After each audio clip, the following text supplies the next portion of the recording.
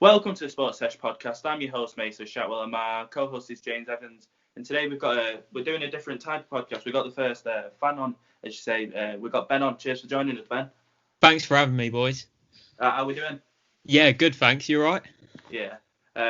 Just start off with football at the weekend. What did you think of it? Well, yeah, I mean, from a Chelsea fan point of view, I was delighted to have beaten Wolves because I was pretty worried going into the game, and we faltered against Liverpool. Really, I know they're best team in the league and stuff, but we could have quite easily beaten them, to be honest, because they looked a bit ropey at the back. But I'm glad we finally got it over the line from a Chelsea point of view against Wolves, because we've looked a bit vulnerable at the back. But yeah, no, I was pretty happy with that, to be honest. Are you happy with finishing fourth place? Yeah, I'll take fourth place. Obviously, as a United fan, you're happy to finish above us when you beat us 3 times as well this season. But I'm happy with fourth place. I think that's a massive overachievement from Lampard's point of view. If you look at the predictions for where we were going to finish from the BBC Sport pundit one, and everyone had effectively written us off, and we came fourth with a transfer ban. No real signings or just using academy products. I think is a massive achievement for Lampard from my point of view, really. But yeah, so pretty happy with that. Yeah, no, 100%. Obviously, a Chelsea fan going into it, I was not optimistic at all going into the season, let alone yesterday. I think, like you said, so many people wrote us off early, and we weren't optimistic at the start. We were just worried as to we were just hoping for as high as possible, really. But we had our ups and downs throughout the season, and at times we had games in our own hands which we faltered a bit and slipped up. But it's obviously nice that we finally got the job done yesterday. Like you said earlier, we didn't have any money to spend because obviously the transfer ban, so we had to make do with some of the players who were playing in the Championship last year. But mentally wise, they were second to none. I think for a bunch of 19, 20-year-olds to step up into the Premier League with, you've got the likes of City's, United's, Arsenal, Liverpool, and to compete with them on all fronts and, perform the way they did is brilliant. I mean, obviously, Tammy Abraham got 15 goals. Yeah. For a debut season in the Premier League at Chelsea, it's good. You've got to commend him. You've got to give him some respect in that department. Yeah, and the thing is as well, we kind of underestimated, Wolves had their own aspirations yesterday. I mean, obviously they were kind of qualified for the Europa League anyway. They've been brilliant for the last 2 seasons, really, and that was what I was mainly worried about, especially because we've been playing with the back 3 for the last couple of weeks, and obviously it's matching Wolves' system, and it was from the first 45 minutes, from my point of view, it was so cagey until we got the breakthrough in the 38. I don't think there was a single shot on target, so it was always going to be like a cagey. It was very tactical. But yeah, I'm glad we got over the line eventually, even if we were a bit fortunate to get the free kick. But yeah. At the beginning of the season, where did you think Chelsea were going to finish in a realistic point? Well, I didn't think we was going to be as bad. We got, as I say, we were pretty written off, to be honest. I mean, by a lot of people. And I didn't think it was right to kind of write us off because our academy has been superb for years, really. I mean, we were kind of giving the players the chance that they've finally deserved. I mean, there's been so many academy products come through and they've not even touched the first team, which is sad, really. So the fact that they've got a chance this year, and I mean, to finish fourth is just, I didn't think we were going to get into the top 4 personally. I was a bit concerned, especially with the opening day, obviously playing yourselves, Man United, and losing 4-0. It's a bit of a humbling, really, especially because we could have quite easily scored 2 or 3 goals in the first 25 minutes, and we didn't. And then every kind of shot that Man United had seemed to go in, and it was a bit worrying. But ever since then, we had a great spell in the Champions League, really. In the group stage towards the end, we looked quite good, to be honest, getting a 1-0 win away at Ajax and things like that. So yeah, overall, I think it's a great, successful season, really. What do you think? Where do you think you'll finish next season? Oh, it's a tough one. I mean, James will tell you, this year we were, because of uni and stuff, we haven't been too optimistic this season at times, but next season could be so much different with, obviously, you got Werner, Ziyech, Havertz. We've been linked with Declan Rice, Tagliafico. The list doesn't really end, to be honest. We even got linked with Cristiano Ronaldo at one point, but that's just rubbish. But I feel like it's hard to put a place on it, but I'd like to think we can, us and Man United and possibly Tottenham, I don't know where they're going to be next season, but hopefully we can start trying to close the gap on Liverpool, Man City, which has kind of opened up, as you can see from this season. They're miles ahead of us this season. But yeah, fingers crossed for next season we can hopefully try and close the gap. What do you think about next season, James? Yeah, no, 100% agree. I think with Jurgen Klopp and Pep right from the get-go, I think they were literally, well, particularly Liverpool, they were cut above the rest of the pack from the Community Shield, really, and they thoroughly deserve the title. And I think with Chelsea's, for next year, I think with Roman coming out recently just after the game, fully backing Frank Lampard and the team, it's a good sign. And I think with likes of Werner and Ziyech and Havertz probably potentially joining, things from a Chelsea fan's perspective, we can only look up, really. The important thing is for next season is to sort of bridge and close the gap between ourselves and City and Liverpool.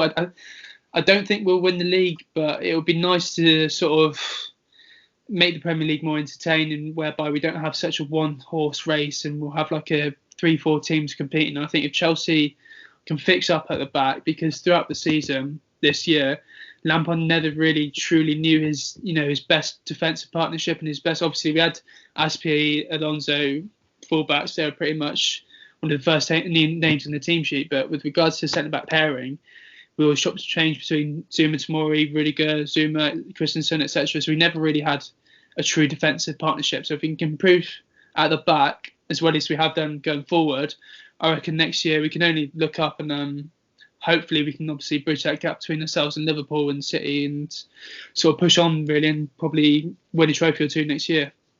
Well, as Ben mentioned before, the signings you've made so far for next season, if there's anyone, do you think you need any more signings for next season? Well, yeah, I think I personally, I've been a fan. Well, not to be honest, start of this season.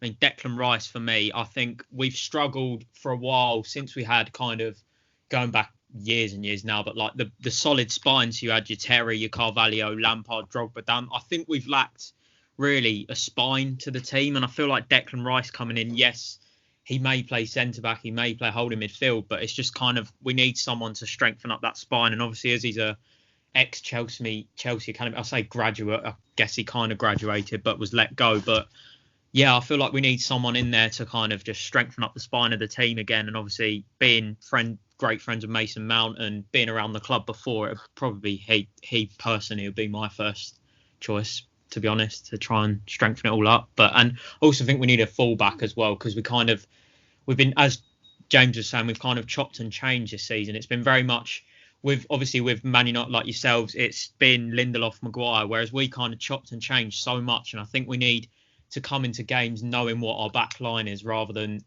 if he's had a poor performance, he'll be dropped. And I feel like it's kind of affecting the stability of our back line, to be honest. So yeah, quite like a fullback as well of some sort, but we'll see what goes on, really.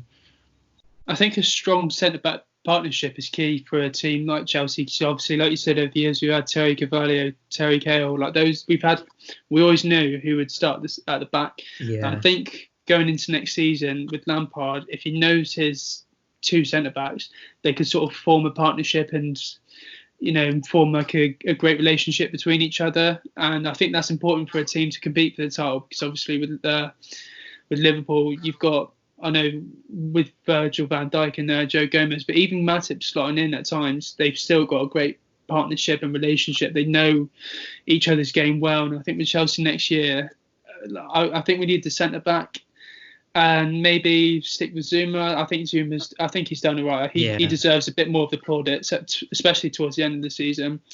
With Emerson or Alonso going, looks like it'll be Emerson back to Italy. I think we'll need a left back.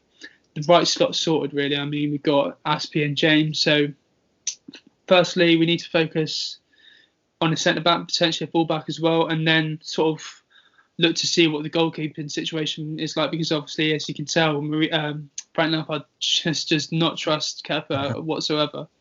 Yeah. Well, but no, sorry, just one more thing. With the goalkeeping as well, it's like when you've spent that much money on a goalkeeper, and we've been linked with people like Oblak, and it's like, well, are we going to be willing to spend another 120 million on a goalkeeper when we've already spent 70 million on a goal? I can't see it. So I think we should possibly, I mean, we've been linked with Nick Pope as well, Dean Henderson, but I don't know. I mean, I think we do need a goalkeeper, but I think we should probably look more to like Andre Onana, Nick Pope, because I don't think maybe 100 million on a goalkeeper is just, it's a lot of money to spend. And yeah, after 70 million, it might not be worth it, to be honest, but we'll see. Well, I was going to tell everyone to clip this. My prediction for next season, Manchester United will win the league for the first time in a million years. So, yeah, it's not a bad prediction, to be fair. I mean, there's going to be more teams up there now, so...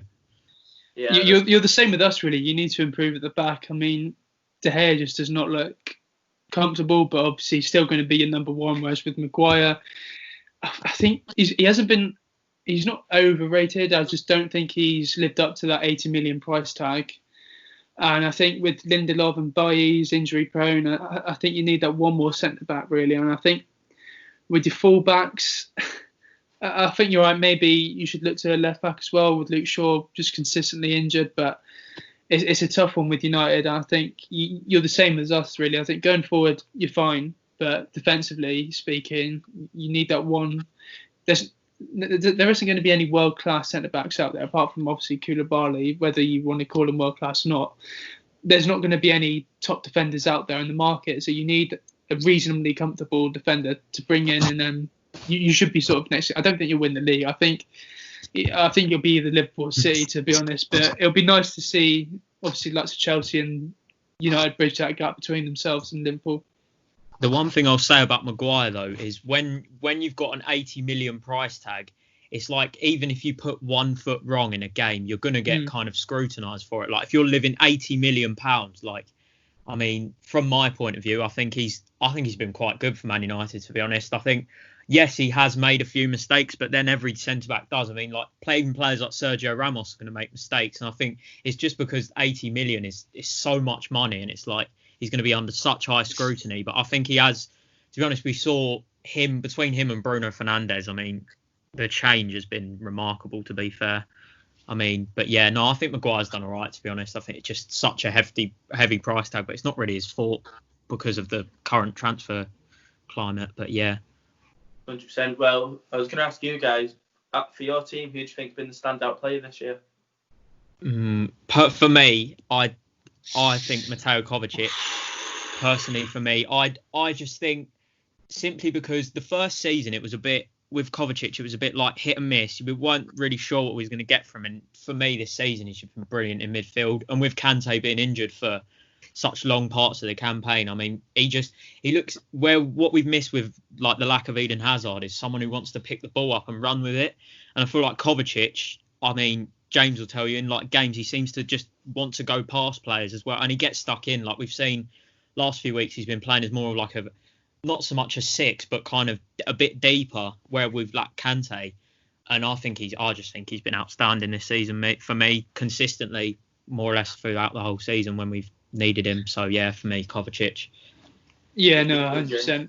Yeah, I think with regards to the player of the year, I'd definitely go for Mateo. I think last season, obviously, like you said, it's his first season in the Premier League. We didn't know what we were going to get. And I think with Premier League, with players moving up from abroad to the Premier League, he's not that old. He's mid-20s, so at a young age, moving to the Premier League, when you've like established yourself as a La Liga player, sort of playing for Madrid, it's always tough making the move to a club like Chelsea. And I think with last season under Sarri, we didn't really see Kovacic blossom. He had his moments, but this season I think we've seen a completely different player. You can tell he wants to play for the badge, and I think under that sort of spell in the front line, but going into I think the Christmas period where we were starting to struggle and showing signs of we were starting to lose a couple of games. And I think the only player that really stood out and stepped up was Kovacic, and he got a couple of important goals like against Valencia and away to Everton. I know we lost, but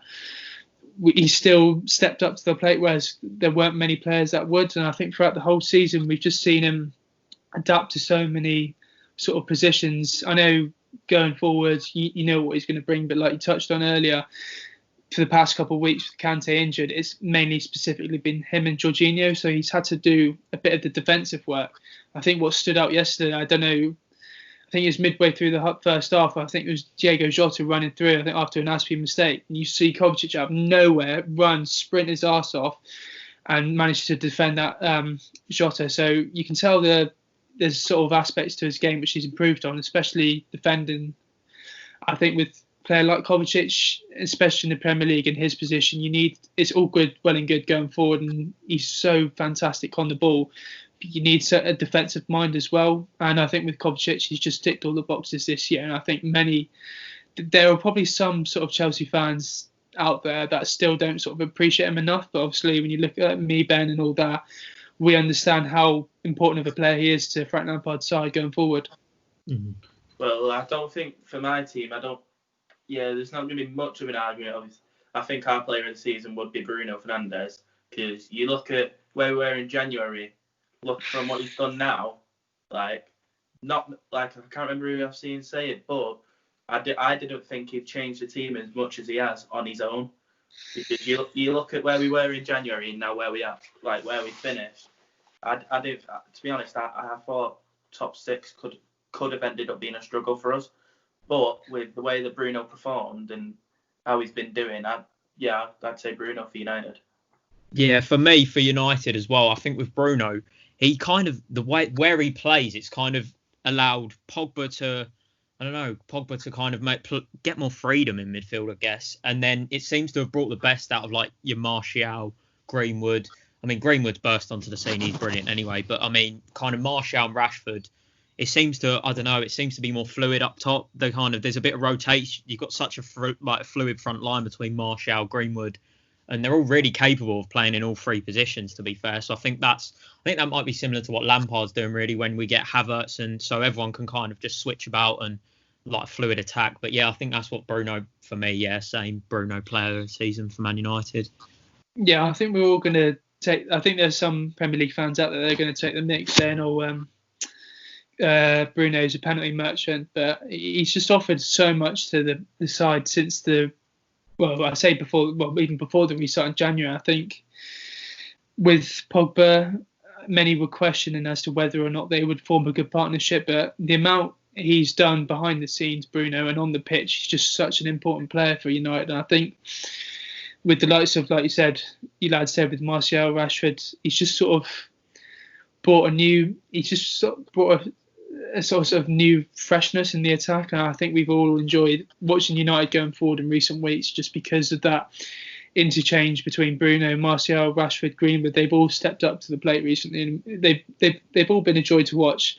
And that's all because of Bruno slotting in. And I think he's done a lot for the club since signing in January. And I think before that, there weren't that many standout players. You had Rashford a couple of times, but he wasn't as consistent as he should be. Martial at times wasn't even in the picture. He wasn't a standout player in the goals. And I think at that sort of time, Mason was just more of an impact player, whereas now, because of Bruno's sort of arrival, they've all seemed to have gelled going forward, and the United's attack, what they're going to offer. And I think and that's credit to Bruno. So yeah, 100%.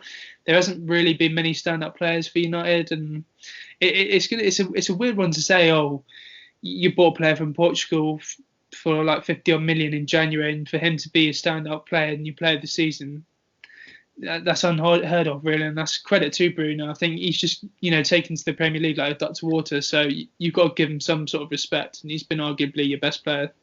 The other one I was going to say, sorry, just to add in, was because I saw a lot of Man United fans saying it on social media and stuff, was before kind of Bruno came in, Fred was quite massively improved. I mean, I don't know if he's player of the season kind of, but I remember at the time before, because obviously Matic has slotted back in recent weeks, but before that, I mean, a lot of people were saying Fred was so much improved, because obviously he had a heavy price tag as well. But I mean, for Man United, Fred was quite improved, to be fair. I thought he was much better when watching him, because he was quite influential in a couple of the Chelsea games before. So yeah, Fred might be another one, I guess, but yeah.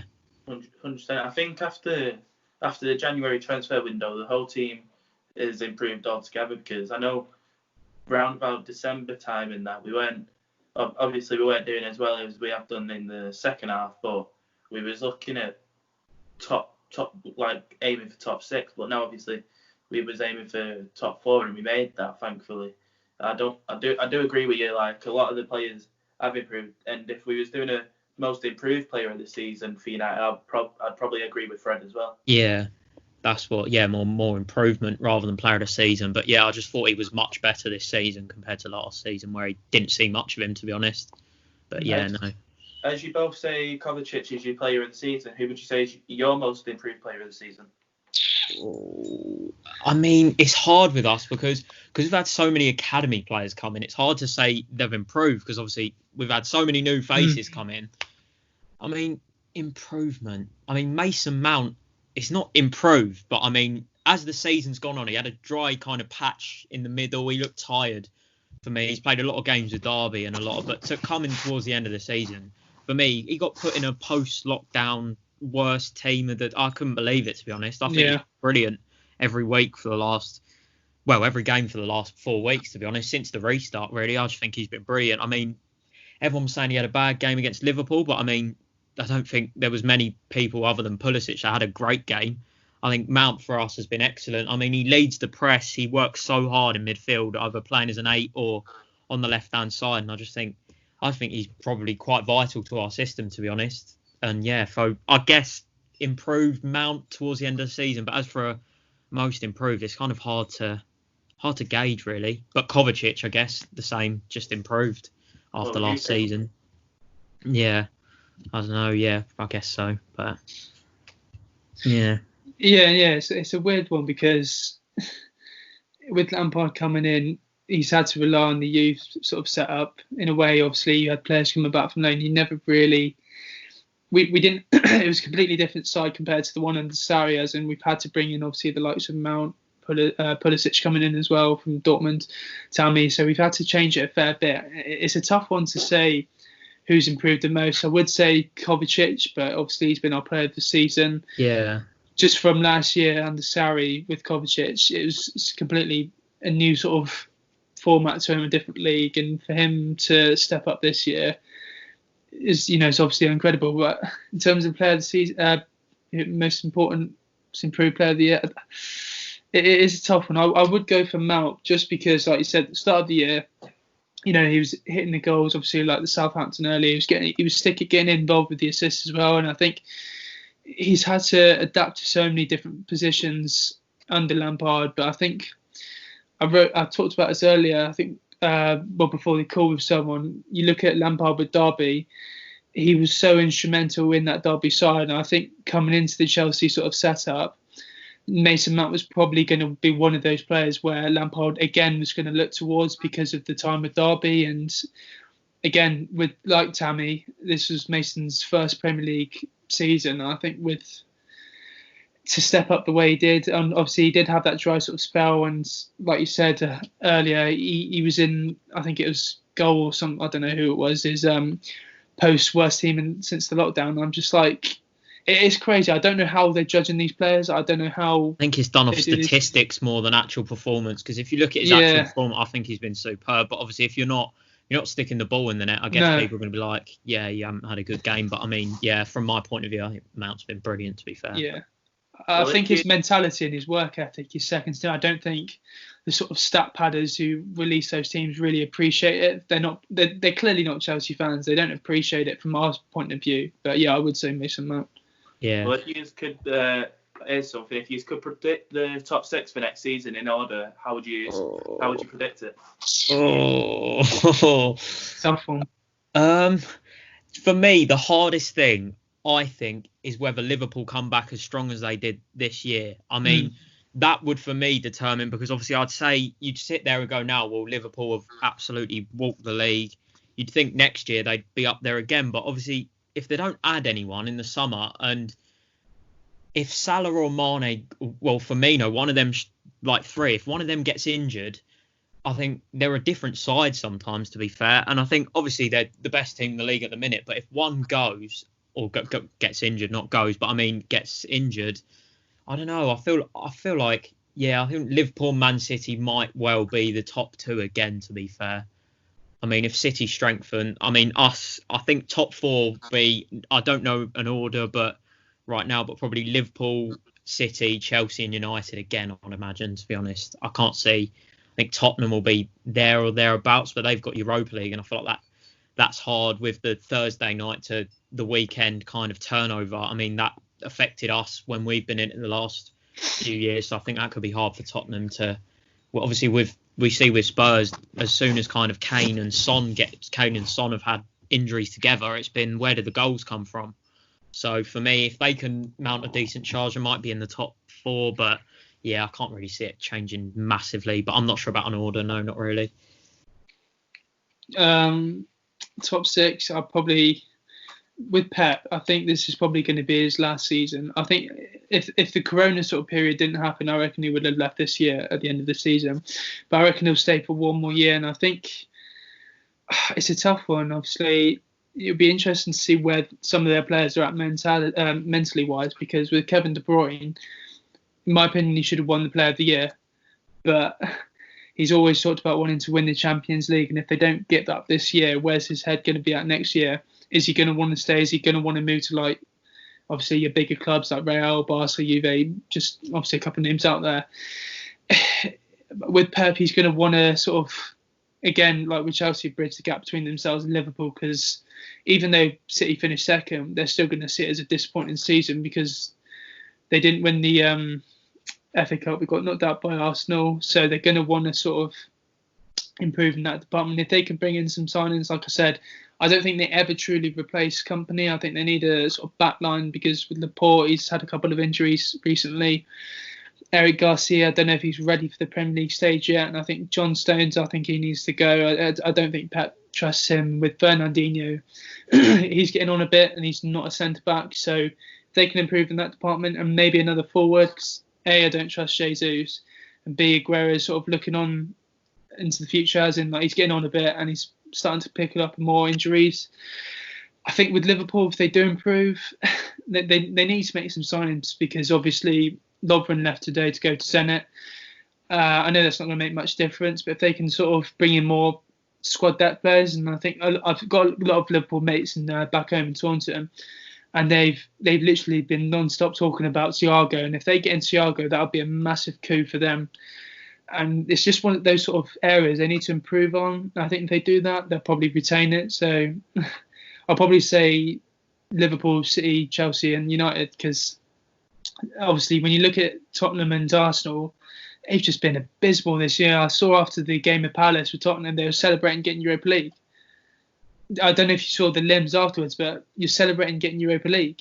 Yeah. Yeah, you had to rely on us to beat Wolves, because if Wolves beat us, then you would have been knocked out of the Europa League and you would have finished 7th, 8th. In fairness, though, with the Tottenham thing, the one thing I will say, I think he was so delighted about Champions League, because if you look where he picked them up from, I think they were, I saw 14th place. I know, don't get me wrong, fans would be saying, oh yeah, we should be in the Champions League spots kind of thing. But to be fair, he got them up from a fair point. They had injuries. That Kane was out for massive parts of the season. And yeah, I feel like, to be fair, I mean, he did celebrate quite wildly, but no, I feel like it's a decent achievement, to be fair, getting them into the Europa League from the position they were in anyway. But yeah, as for a club like Tottenham, they shouldn't be. But I mean, yeah, this just, you're like, Mourinho did pretty well, to be honest, to dig them up from where they were in 14th. But yeah. Yeah. I think with Arsenal as well, they're going to have a lot to prove next year, because you've obviously got the likes of Aubameyang, Ozil, etc., with those sort of players being very vocal in terms of leaving. And obviously if they keep them, maybe get rid of Ozil, keep Aubameyang and improve. Obviously you've got Saka coming in, who I think is probably one to look out for in the future, and improve the defence. I reckon Arsenal would probably be up there or thereabouts, but I don't see them, as in the top 6, I don't see them challenging for the top 4 anytime soon. I think they're a bit of a mess at the moment. I think Arteta needs to sort of improve from top to bottom, really, because there's just such a turmoil probably behind the scenes, and there always has been at Arsenal. And if they can improve that, I reckon they'll probably compete the Europa League spaces. That's pretty much my top 6 in a nutshell. Well, for the top 4, I think the top 4 will stay the same, but then I think Arsenal will finish in top 6, and then I think Leicester might be there still, top 6, because obviously now Arsenal, are they still in the Europa? No, I think they got knocked out. If they beat us in the FA Cup, I don't know for certain, but I think they get Europa League. I'm not 100% sure, but yeah. But if they don't get Europa, then obviously the only competitions they'll have is obviously the Carabao FA Cup and the Premier League, and I think that might be a benefit for him because the Arsenal do need to make some improvements this season. But if the team they've got, and then if whatever improvements they have, they don't play too many games, so they can actually not burn themselves out. I think that's a blessing in disguise for Arsenal. I think so. I'm gonna go. I'm not gonna say who I think is gonna win the league because I really don't know. But top four will be United, Chelsea, Liverpool, and City, then Leicester, Arsenal. I think. The only thing for Leicester will be for me is they're burnt out towards the end of the season. And the other thing as well, I heard Brendan Rodgers was saying in a press conference the other day, there's not going to be many funds to spend. And obviously now they've qualified for the Europa League, it's going to be a case of, is that squad going to be capable of Thursday night football and obviously competing on all front? I think with their form they're in at the minute, I said a few months ago, actually, I said I can't see Leicester, even with that gap. I said I just can't see them withstanding their champion because they would just they crumble really. Yeah. And I don't know. I just think next season you've got to worry because they're on mid-table form really at the minute, and unless they sign some players, they could be well in trouble next year with Europa League football as well. Yeah, I don't. You got to give them some respect because last season they finished 9th, and for them from September onwards this year competing for the Champions League, what they're literally 3rd or 4th from the get-go till obviously like a week or two ago. So Brendan has got them sort of playing again. Obviously, look at Vardy's top goal scorer in the Premier League, and I think he's sort of brought some sort of joy back into the Leicester faithful this season. I think after an abysmal season last year, they would have hoped for probably a top 6, top 7 finish, let alone obviously challenging for the Champions League throughout the whole year. They got unlucky towards the end, I think, obviously with Maddison being injured. Who else was injured? Chilwell as well at times, and I think those players missing towards the end. I think the post-lockdown era didn't really do them any favours. They were literally poor right from the get-go, and I think, well, ever since, like you were saying earlier on my messages, Ben, you were saying since January you haven't looked convincing. I don't know. You've got to give them some respect. I don't think they'll be competing, but after the season they had last year to get back into Europe, you've got to respect them. But whether they've got the sort of squad depth to compete in all France next year remains to be seen.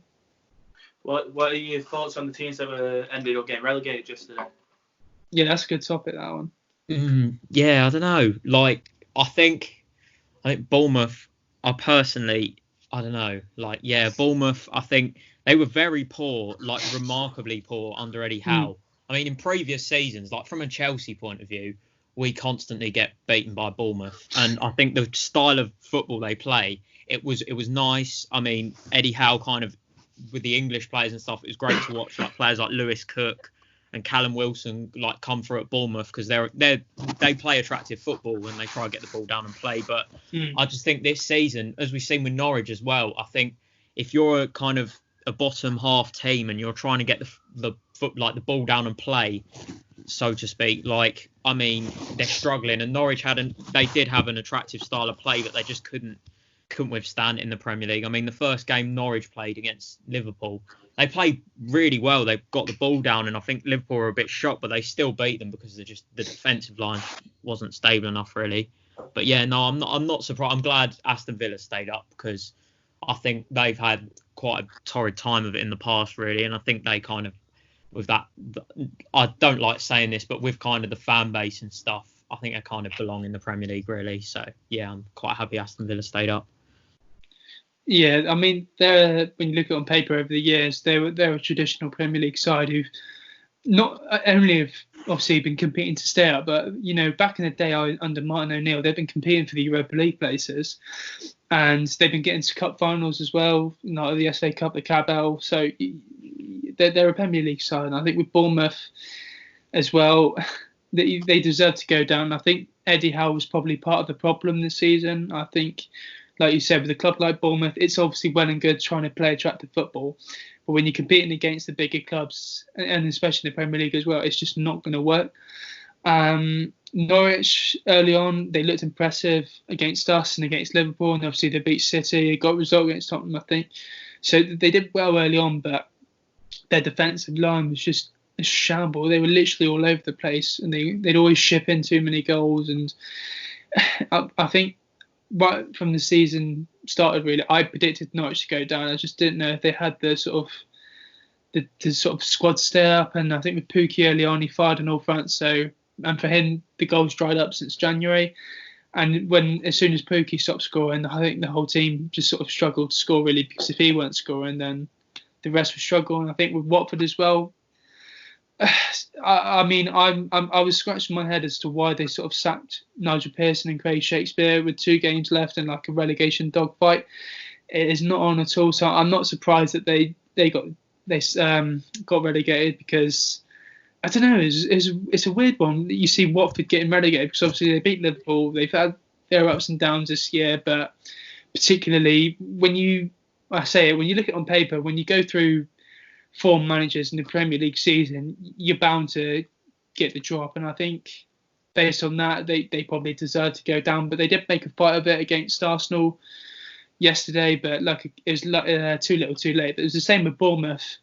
They picked up some good results later on. They got unlucky against City. They won 2-3-1 at Everton yesterday, and it was just too little too late. Like, why couldn't that form have been there early on in the season? They wouldn't have been in that mess. But next year, we've got some good teams coming up, obviously with Leeds, West Brom back in the Premier League. It'd be good to see Leeds back because they're a traditional Premier League when you look at it in the past. So it'd be good to see them. The playoffs are really hotting up. So I think next year we're in for a good sort of Premier League run. That was going to be my next question. While we were on the point of teams leaving the Premier League, Ben, what are your thoughts on the teams that are now entering the Prem?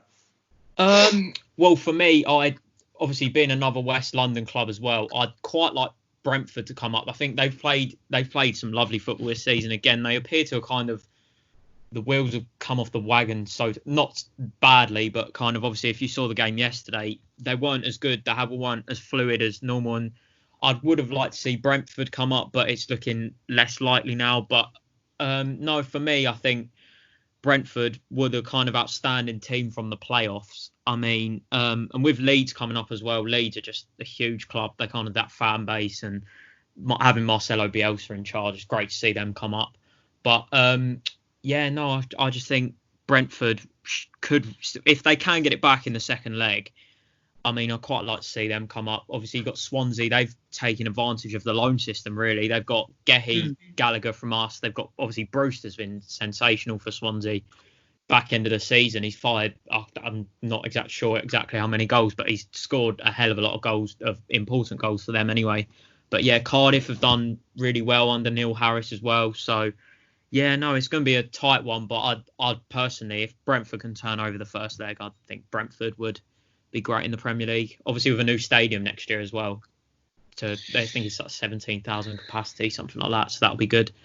So yeah, Brentford for me. I mean, when you look at it on paper, throughout the season, Brentford's attacking line is just sensational. Obviously, you've got Ollie Watkins and Said Benrahma, who's just probably been one of the better standout players in the league. And I can't remember the right winger. I always struggle to pronounce his name, but he's a good little young prospect as well. And I think with Janssen at this back as well, they've got a good solid core, and they deserve to be where they're at. Brentford, they've been playing some attractive football. They're free scoring. Last night, like you said, the sort of wheels, the wagon, so to speak, they sort of came off a bit. And I think over in recent weeks, you just started to see a bit of a decline. They've still been picking up results, but there's always been some sort of decline. I think with Swansea, they've got so many good young players, but they've also got a lot of they've got a couple of experienced players as well. You look at Chelina, obviously played for City, coached them the pad, he's a good quality player, and Andre Ayew as well. He's a World Cup player for Ghana, so they've got a lot of quality players in their ranks.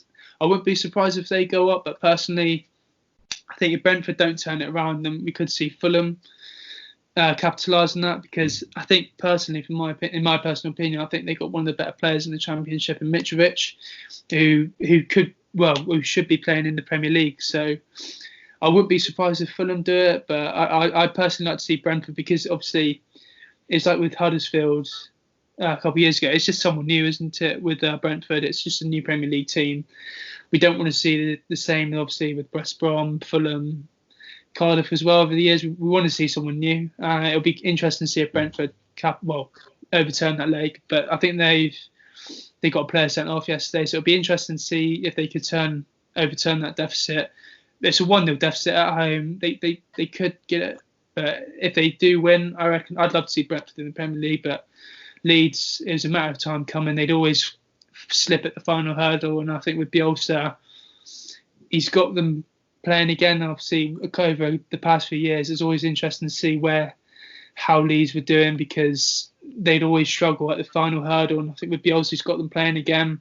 He's got the Leeds fans believing again. I think this season has been a revelation for them. They deserve to go up. It's probably their time. And I think with West Brom as well, they look good under Bilic. So those are the two teams that deserve to be in it. I'd like to see Brentford, but I wouldn't be surprised if we see Fulham. The one thing I was going to add for the relegation thing as well is it's going to be quite mad to see kind of, you've got so many good players coming down from the Premier League, like Ake, Doucouré, Sarr. It's going to be interesting really to see who picks them up, because you've got Callum Wilson as well, who's an England international at points. And it's going to be interesting to see where these kind of players go, whether they stay or whether they go, because obviously if they stay, they're going to be playing a level below, and they might not be seeing international caps and things like that. So they might want to move back to the Premier League. So it'd be interesting to see. We were saying about Liverpool with squad depth earlier on. Will they maybe look at picking up someone like Ismaila Sarr as a backup winger to kind of, if Salah or Mane get injured, and obviously he's from Senegal as well. So but kind of these Ake as well, obviously linked with Man City. So it might be quite interesting to see which players go from kind of going down to the Championship and come back up to the Premier League, really. Yeah, and I mean, with the Euros next year, the sort of top quality players, and I think with no disrespect to the likes of Bournemouth, Watford and Norwich, the better players know that they should be playing in the Premier League. And obviously look at Ake, potentially off to City. Doucouré deserves to be playing in the Premier League, but with the Euros next year, they're not going to want to stick around in the Championship. They're going to want that big move. Obviously, look at Norwich, Cantwell. I don't think he'll get an England set up anytime soon, but he'll want to be playing the Premier League. Lewis, Max Aarons, they're going to want to leave. With Bournemouth, obviously, like you said, they've got Callum Wilson, who's an established, at times, England international. He's going to want to sort of cement a place in next year's team with Gareth Southgate, so he's going to want to move. David Brooks as well, and Lewis Cook, they'd probably be ones to maybe potentially look for a move. But once those players start going, and when you go down, it's particularly hard to get back up again, especially if those top quality players leave. So it'll be interesting to see if Watford, if they keep their current interim manager, and if they manage to keep those good players. Same with Bournemouth, and same with Norwich. If they keep those players, then we could see them straight back up. But like you said, I think those sort of the top core players, with likes of Doucouré, Ake, Wilson, etc., they'll probably leave, and rightly so. Well, I was going to say, you're going to have to teach me a bit on the next topic. I was going to ask, let's talk a bit about what's going on in boxing at the minute. Well, I know you, Ben, you're in the British boxing news, so I think before obviously we start that, do you want to tell us a bit about that?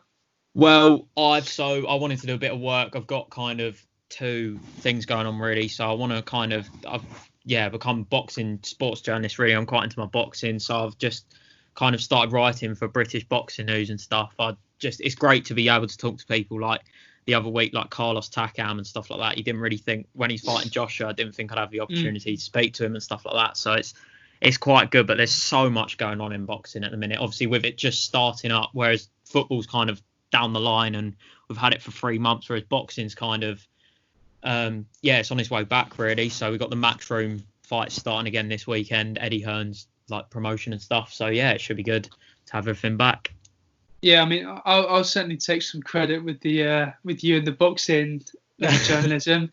Sort of got you off your ass a bit. I do want to get involved, but yeah. I mean, I've seen some of your pieces. Obviously, it's good that you've got the passion to obviously write about it, and you've done a couple of great pieces. And for you to interview Carlos Takam is probably, for a boxing fan, he's probably a well-established heavyweight, and everyone knows him. So it is good to interview him. But have you got anyone else lined up in the near future? Not as yet. I mean, I've spoken to, I want to kind of maybe talk to either Dubois or Joyce, but obviously it's so busy at the moment with, they've got their interim fights. So Joyce has just had his and one, obviously. And you've got Dubois, he's fighting in August. I think it's the end of August. So, and then they've got the big clash in October. So, yeah, it's quite hard to get but yeah, hopefully I can get a few people to talk to. I mean, there's a lot of up and coming talents, like there's Denzel Bentley on the card at the weekend I'd quite like to talk to because he was excellent. I mean, he had quite a unique stance and stuff like that, so I want to quite like to talk to people like that as well. It's nice to talk to up and coming heavyweights and stuff, well, just any weight really, but yeah, no, so hopefully that'll be good. And as you touched upon earlier with Joe Joyce obviously defeated the German Michael Wallisch, I probably pronounced that wrong, via a third round TKO, and obviously, it's great preparation going into the highly anticipated bout with Daniel Dubois, and obviously it took place behind closed doors, and he extended his unbeaten record to 11 professional bouts. So he's obviously a former Olympic silver medalist, whereas obviously you got Daniel Dubois, who there's a lot of hype behind, and rightly so.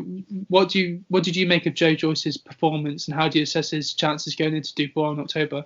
Well, with Joe Joyce, I thought he was great again. I mean, he boxed well, but for me, I think Dubois would probably have looked to that fight because the first round, Joyce basically walked into a couple of right hands from Wallisch, which the criticism of Joyce has often been the early rounds kind of weathering the storm as such. His guard doesn't come up as much as it does in later round. He seems to kind of struggle with the opening exchanges. So for me, I mean, Dubois might have been sat there at home kind of licking his lips, so to say, because he's think if he walks into one of Dubois' right hand, he's probably going to feel it. But so I think it's going to be a great fight. But the great thing about Joe Joyce for me is just the sheer volume of punches. I mean, he's not the quickest heavyweight. He won't claim himself to be the quickest heavyweight, but the sheer volume of punches we saw at the weekend, it's relentless at times. It seemed to be throwing like so many punches kind of in the rounds, and it was relentless for Wallisch because he was just getting baffled by the amount of punches really, and he'd just be kind of getting stood up again and getting his feet back, and then kind of he'd be hit with another 3-4 quick shots and great combinations. So it's going to be interesting to see ahead of the Dubois fight. But yeah, I think that's a great to get rid of the ring rust and stuff at the weekend for Joyce. It was a good performance really. Yeah, no, particularly watching it as well. It was this performance, obviously, it sets him up perfectly for the fight with Dubois, who obviously you said he's got a fight coming up since the sort of restart.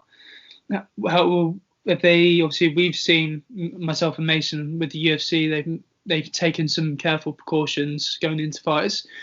What have you made on with boxing with the likes of Warren and Eddie Hearn? Have they been cautious in their approach to the return? Well, obviously, with the Warren, Hearn's back August the 1st, so the matchroom fights are back in August the 1st. But with the Warren ones, have been so kind of cool. Obviously, it's behind closed doors in the BT Sports studio and stuff.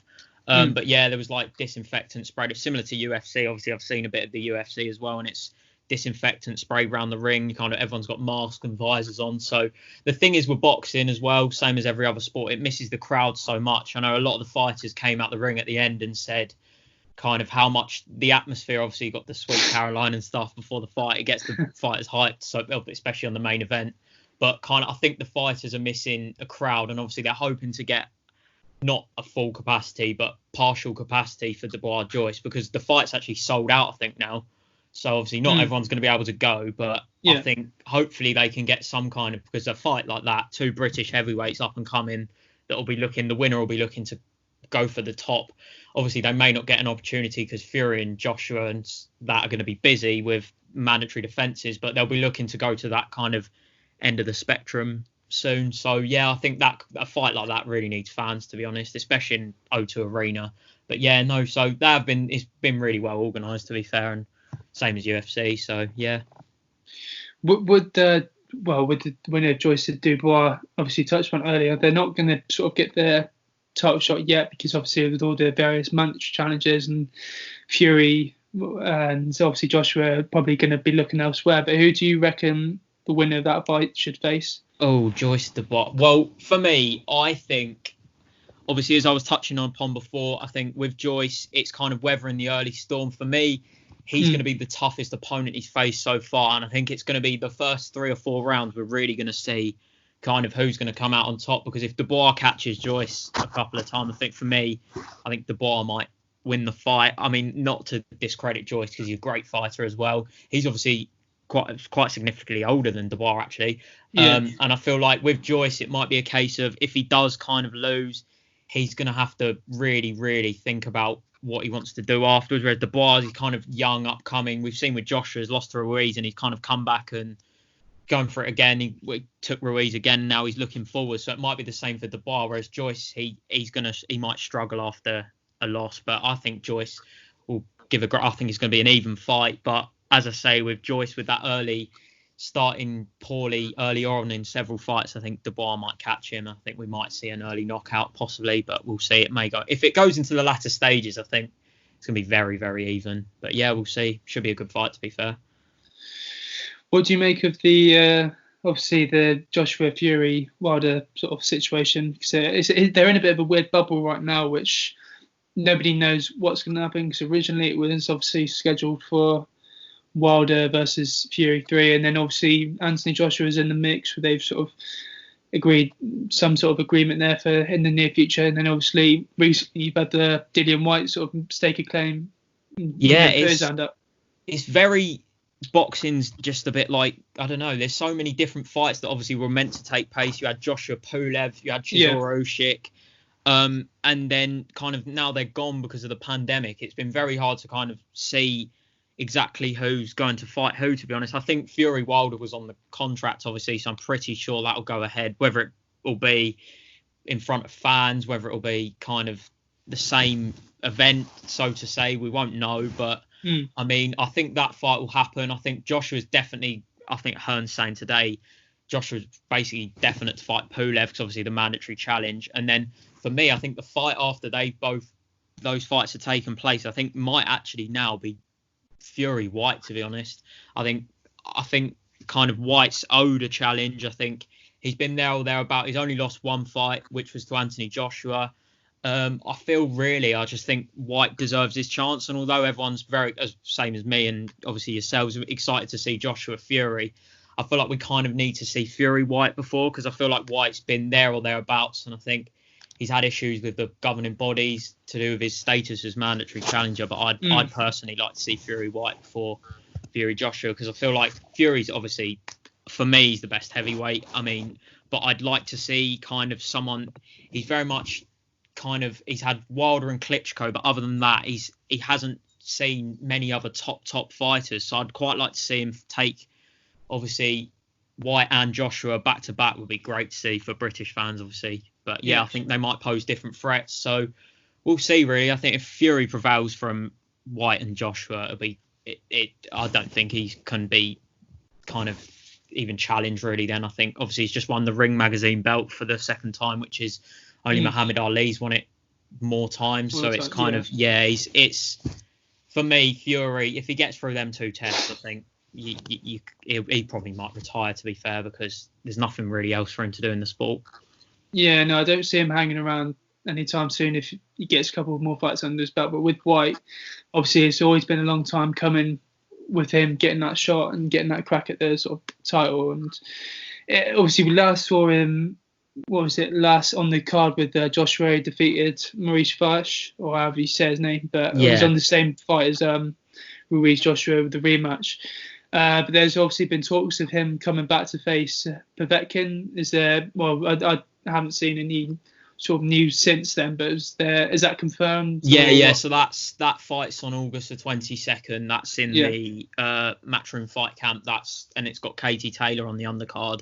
Yeah. But yeah, no, with that Dillian Whyte fight, it's going to be interesting, because I don't think Dillian Whyte was adequately as prepared as he'd like to be for that fight he even said himself, kind of, he wasn't as prepared as he'd have liked to have been for that. But now he's had, well, obviously it's been hard without the gyms open and stuff, but I think he's more prepared for this Povetkin fight. And Povetkin is a real danger. I mean, he's got a huge left hook, same as Dillian Whyte. And if Dillian Whyte does happen to walk into one of them left hooks, it could be a big shock. But I think most people would expect to see Dylan White kind of squeeze through, but if he wins that fight, I think he's going to be looking at Fury really. After that, I can't see him, because he's mandatory challenger and deserves the kind of opportunity to fight Fury. So for me, yeah, I think Dylan White should prevail over Povetkin, but I wouldn't rule Povetkin out, because I think he's a journeyman. He's a great fighter. I mean, he's challenged for the unified belts twice. He back in, I think it was 2014 against Klitschko, and against Joshua, where he lost obviously, but he put up a great fight. So I mean, with Povetkin, it's often he fought on the Joshua undercard as well against Michael Hunter. I think you saw that as well, James, and it was very much kind of the early storm. He got shook by a few early shots, but once he manages to weather the storm, he seems to be very composed and seems to be good in the scrappy exchanges. So yeah, I think it could be a tough one for White, but if he prevails, he'll probably look ahead to Fury. So in an ideal world, obviously, should White get through Povetkin, you personally want to see Fury versus White after Wilder, and then if Joshua beats Pulev, what's next for Joshua, would you say? Well, I think for Joshua, it's hard to say, because he definitely needs to fight Pulev, but I've seen obviously the with the mandatory challenges, as far as they go, I think he also has to, because he holds 2 belts, he has to also fight Usyk. But obviously with Usyk was wrapped up initially with the fight against Derek Chisora, but I haven't heard loads about that yet, but I think it probably will still go ahead. But Joshua may have to fight Usyk as well, so it's going to be hard for everyone's saying about obviously the fight deal initially being agreed, which Frank Warren basically rubbished anyway, but I think it's going to be kind of different. It's going to be such a long road ahead for AJ versus Fury with regards to that fight. I think everyone, including myself, when we see the headline, Joshua Fury's going to happen soon, it's very much like, that's great, that's going to be one of the biggest fights in history, but it's going to be getting to that stage really. And obviously Fury may have to fight twice if he has to fight White, and Joshua may have to fight twice. So if they get through them fights, then yeah, but they are very difficult fights for both fighters really. So hopefully we'll see it, but yeah, it's going to be interesting. Yeah, because we were speaking to Adam Castle recently, and he said obviously even though everyone wants to see the Fury AJ fight, he said at that sort of stage, if it does happen, one of them, if not, one of them would probably not have the majority of their belts. They'd maybe have to vacate it elsewhere if we were to see that sort of fight.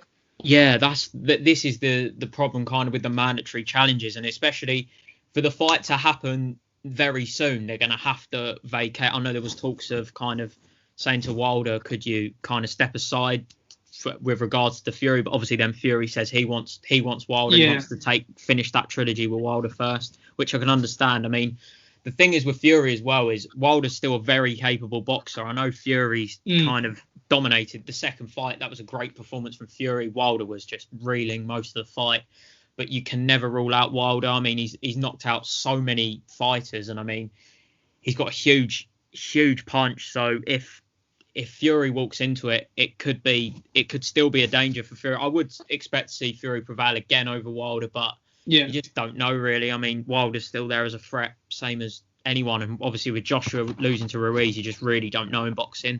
So Wilder could come, and then that could really put the fight in danger if Wilder does beat Fury, because then where does Fury want to go from there? Kind of, is he going to just say, because obviously one of the belts, he may just retire, to be fair, because if he's then got to fight his way back up again, and it's kind of for Fury, he might not want to.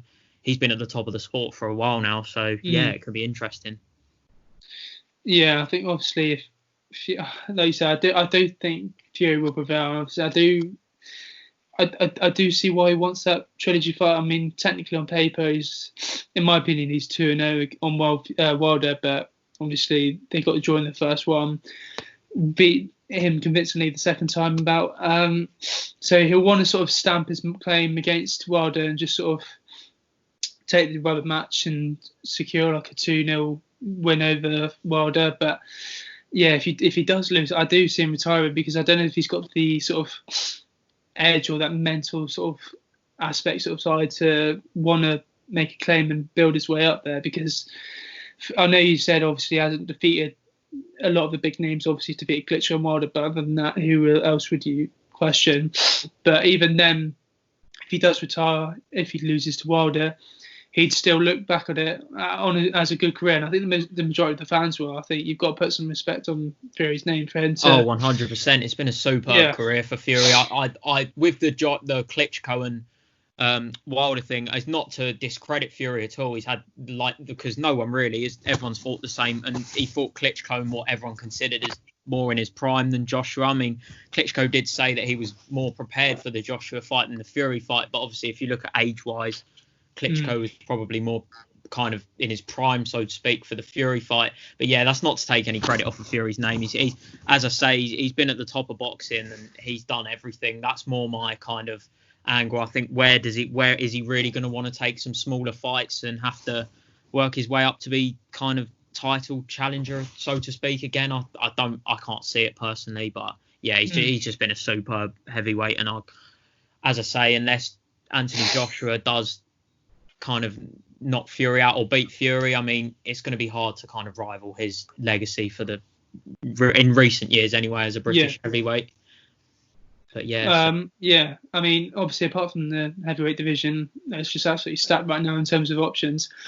In 2020, well, for the rest of 2020/2021, what sort of fights do you want to see outside the heavyweight division? The big one for me is September the 12th is going to be a big day anyway, because Mike Tyson's fighting again, obviously against Roy Jones Jr. It's a very strange kind of fight because I think it's 8 rounds and there's no judges, so it's kind of it's more or less a sparring kind of, not a sparring session, but it's like it's a fight where someone would need the knockout to win. But no, for me, I think Canelo Callum Smith is looking very likely now. I mean, Ryder was linked before, but that's kind of died out with, there's rumours Callum Smith's been offered like $5 million to fight Canelo, and obviously Canelo being the pound for pound top fighter, in my opinion, and kind of in most people's opinion anyway. I mean, it'd be great to see Callum Smith, a Brit, going abroad, and if he can obviously get over there with travel restrictions and stuff at the minute, and that'd be a huge fight for him. I mean, what Ryder can probably consider himself unlucky because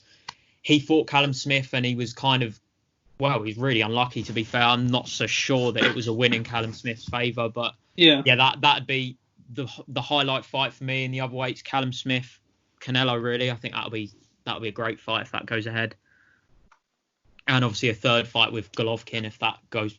Obviously, if Canelo gets past Smith, and that'll be a brilliant fight. Is that from a fan's perspective, or I don't see that fight ever happening again? Canelo Golovkin. Well, I think if he gets past Callum Smith, it's very much the plan of Canelo's kind of promoters to get that fight over. Obviously, Golovkin's a lot further down his career than Canelo. Yeah. But no, I can, to be fair, I can kind of, if crowds get back, and because there's obviously the same with MMA and UFC, there's been a lot of issue with the kind of the pain of the fighters and kind of the salary side of things. Like obviously we've seen with like Masvidal and McGregor and things like that, talking about kind of salaries and stuff. With boxing, it's similar. You can't, at the moment, it's hard to see these top fights without fans, because obviously the revenue, so much revenues from kind of attendance and crowd, kind of like from the crowd and stuff, and the gates. So yeah, it could happen this year, but it's going to be kind of, as you say, it's going to be hard to make the fight happen. But I think that's very much their plan. Is there any other sort of topical boxing news you want to discuss? Not so much. I mean, there's been, obviously there's going to be a great Katie Taylor for me, the other fight. I'm really excited to see on the restart is Katie Taylor. I mean, that first fight against Fasoon was it was incredible, really. I watched it here. I've been to see Katie Taylor a few times. She's been on the undercard when I've been to go and see Dylan White a couple of times. And she's a really great fighter. So that second fight with Fasoon will be really, really good, I'm sure, because for me, Fasoon could have even had a case to kind of win the fight herself, really. It was very much a 50-50 fight. It could have gone either way. So I think that'll be a great fight for Katie Taylor. And then if she wins that, she might be looking forward to kind of a unification herself. So it could be good, to be fair. It'd be great to have boxing back as an overall, to be honest. It's been so long without it. So same as every other sport. But so it should be good. Yeah, no, 100%. Obviously, she fights in August, didn't she, Taylor? I think with soon, and I think obviously as a British boxing fan, well, with any boxing fan in general, they sort of tend to look towards the heavyweight division. They sort of put all their attention towards them. But you look at the likes of Casey Taylor and Clarissa Hills and what they're doing over in the women's sort of boxing. They're sort of making a claim for one of the pound greats in the women's game. And I think when you look at them on paper, I think many people, especially boxing fans, tending to overlook upon their achievements in the ring. Yeah, and it's hard as well. It's great to see, to be fair, kind of Eddie Hearn making such a big thing of Katie Taylor. She's a great fighter, and it's nice to see her kind of having, like, kind of, she's the backup fight to the main event, and she could quite easily box main event herself now. She's kind of worked her way up there, and it's kind of great to see there a higher spotlight on women's boxing, to be fair, at the moment. And as you say, the other weights, the focus is often on heavyweights. But it's great to see so many British fighters at every other weight, to be fair. At the minute, we've got a great wealth of talent. So it'd just be kind of where and when at the minute with the fighting of, as you say, with every sport, there's a lot of uncertainty. But yeah, there's lots of talks in loads of different camps, but it's just going to be who can get what fight over the line and the financial terms based on every fight, really. Yeah, no, 100%. So yeah, Mason, do you want to, if you got anything else in mind you want to talk about, mate? I was just going to ask what you thought about the UFC at the weekend, the Darren Till fight. Well, yeah, I mean, I managed to stay up for that one. I struggled with the UFC quite a while, but no, I thought I like Darren Till. I mean, being a Brit, I'm not claiming to be an expert in UFC myself, but it was a very close fight, and I saw the scorecards afterwards. I mean, it was really kind of, the last round kind of tipped it, didn't it, really? I mean, Darren Till is a great fighter. I mean, he's not going to have lost any of his kind of pedigree with that fight, really, is he? I mean, it was a great performance. So, yeah, I mean, I'd more leave that to you guys. But, yeah, I think I really like Darren Till, and I think that was a great performance, really, considering he lost. And Whittaker's a great fighter. What did you think of it, James? I mean, obviously, after a defeat, you tend to sort of question the loser, but with Darren Till, I think I said it after the fight. I think his stock has raised highly from that fight up to take a fight like Whittaker. He was very vocal leading up to the fight, claiming obviously I want to beat Whittaker. I want to state my claim as one of the greats in middleweight. You got to put some respect on his name. I don't think you tend to see with a defeat what they do for those fighters. They sort of they tend to, their name sort of tends to drop in a way, but whereas with Till, his stock continues to rise, and I think I'd love to see him. I'd personally like to see him against Jack Hermansson next. I think obviously after a win over Kelvin Gastelum, that's huge for him. I'd love to see that happen. Obviously, if we can get the fans back, I wouldn't mind seeing that the next sort of UFC London event. But obviously, you got Adesanya versus Paulo Costa set for September. That would be a good one. Obviously, saw Till after the fight saying he'd probably put in a better shift against Adesanya. So if Till can obviously get a win over maybe Hermansson or Cannonier or whoever, then he'll certainly put himself back in the mix. And I think with Whittaker, I think he needs one more fight before fighting for the belt, because obviously he's fought 3 times over the last 2-3 years. So he'll probably want to mentally prepare himself for whoever is the champion, then be it Adesanya or Paulo Costa. But right now, the middleweight division is pretty stacked, in my opinion. 100%. Well, I think we've covered quite a bit. Have you got anything to add, James? No, not from the top of my head. I think obviously we've gone through, we've covered a lot of the things we've done: football, Premier League, a little bit about boxing, just a tiny bit on UFC. We've gone through just over an hour, so it's not too bad. I'll see if you want to say anything else, Ben, or... Just going to say the only other thing to talk about is kind of the FA Cup final of the weekend. That should be good. I mean, from our point of view, I mean, yeah, no, it's just quite exciting for Lampard as well to get, if we could get some silverware under our belt for this season. As I was saying earlier about Lampard's successful season and stuff, to round it off with a trophy would just be, well, in my opinion, really, really kind of a top season for us, considering it, as we were talking about earlier, being written off, and then to get a trophy in there as well would be great. And obviously it's not going to be the same without fans and stuff at Wembley, but I'm hoping we can, although Arsenal picked up some form recently, I mean, hoping we can kind of get ourselves over the line and earn Lampard a trophy and just top off a great season really for us. Yeah, I mean, if we could sort of stick to the same system, maybe have Kante, but I don't know if Kante will go straight in, because obviously he's still got a bit of a niggle. But if we sort of stick to the same. So, I think Caballero will probably start in goal. But yeah, I think Arsenal, you can't overlook them. I think in the FA Cup particularly, it's just their sort of competition over the years. They've just made it their own, and obviously with the victory over City, they're just capable of anything on their day. And I think if we match them, so obviously they like to go for a sort of 3 at the back system. If we can match them, and obviously go on to win, what a season that will be for Frank Lampard, because at the start of the year, many Chelsea fans were questioning as to where we'd finish, how well we do, and to get top 4 plus an FA Cup, it'll be a great spectacle and a great achievement for Frank and Chelsea. And obviously it's a shame they won't have the fans there, but nevertheless, over the years, I think Chelsea have sort of made Wembley as their own in recent times, so it'll be good to see a good performance to cap off a reasonably good season for Chelsea. 100%. Well, I think Chelsea is going to have it it's at the weekend, isn't it? Yeah, next Saturday. Saturday.